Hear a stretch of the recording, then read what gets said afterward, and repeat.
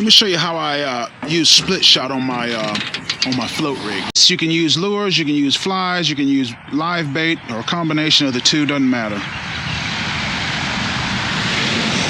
Much shorter leader. We'll put that up here.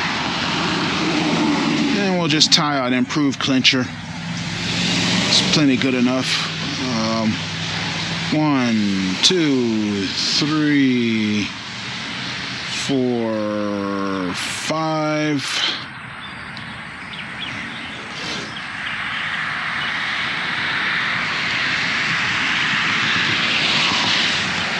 If you want to learn how to tie an improved clincher, check out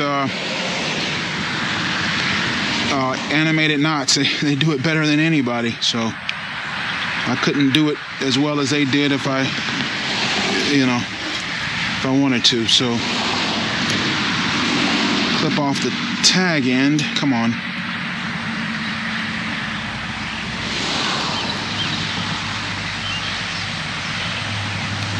I forget what size this swivel is, but it's one of the very small sizes. So as you can see, much smaller leader there, about a cubit.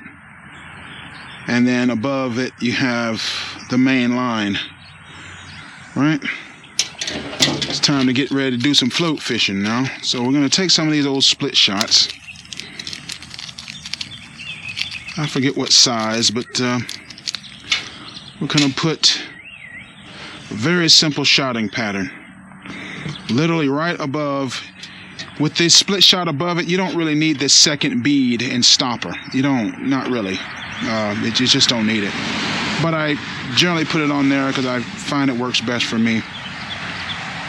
So we'll put three split shots. And this seems like hardened split shot, not the soft stuff. Oh, come on now.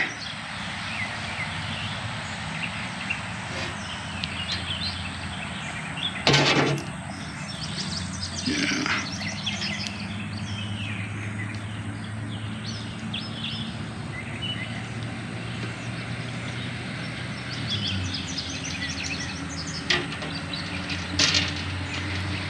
One.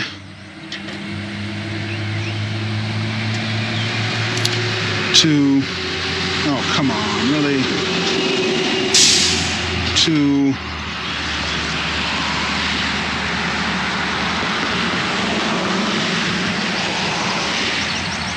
3. Simple shotting pattern, right above the swivel. Put 3. And then below that, somewhere about halfway down between the,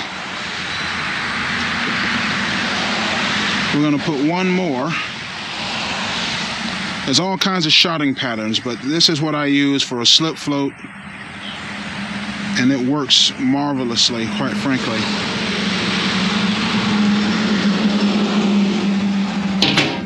And that's my shotting pattern.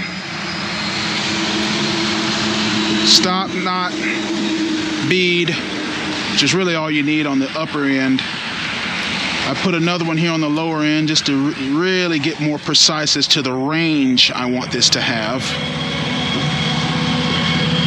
3 split shots right here. Swivel. This is 10-pound mono going to 8-pound mono, about a cubit, 18 inches, 24 inches, somewhere along in there, 21 inches. About halfway that, you're going to put another split shot of all the same size, and then all the way down to your whatever bait, lure, fly you're going to use. What this will allow you to do is to adjust the depth. All right, if you want to fish 30 feet deep, it's just a matter of moving this up, and just imagine that's 30 feet deep, right?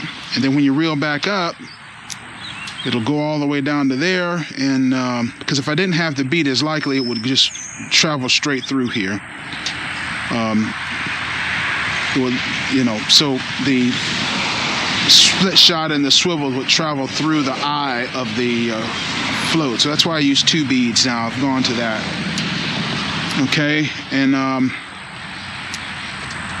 in a slip float, this will get the majority of the rig down to the depth you want, And this will help it further get down a little bit, and you have a lot to play with down here where you're working the bait, or where let the current and the waves and the ripples sort of work the bait for you. And that, my friends, is my